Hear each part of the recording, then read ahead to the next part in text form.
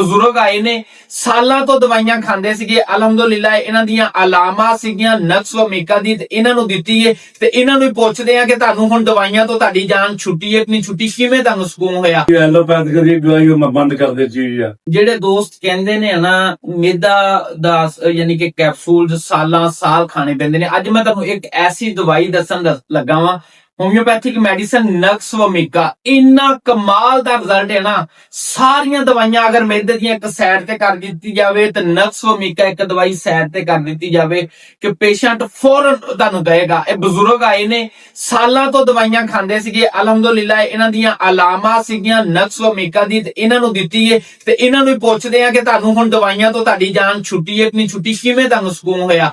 ਦਾਦਾ ਜੀ ਦੱਸੋ ਕਿਵੇਂ ਤਬੀਅਤ ਤੁਹਾਡੀ ਹੁਣ? ਫਿਕਰ ਮੈਂ ਜੀ ਇੱਥੋਂ ਨਸਵਮੀਕਾ ਤੇ ਆਪਣਾ ਖਤਰੇ ਪੀਣਾ ਤੇ ਮੇਰਾ ਮਿਹਦਾ ਹੈ ਸਹੀ, ਤੇ ਜਿਹੜੀ ਐਲੋਪੈਥਿਕ ਦੀ ਦਵਾਈ ਮੈਂ ਬੰਦ ਕਰ ਦਿੱਤੀ ਆ।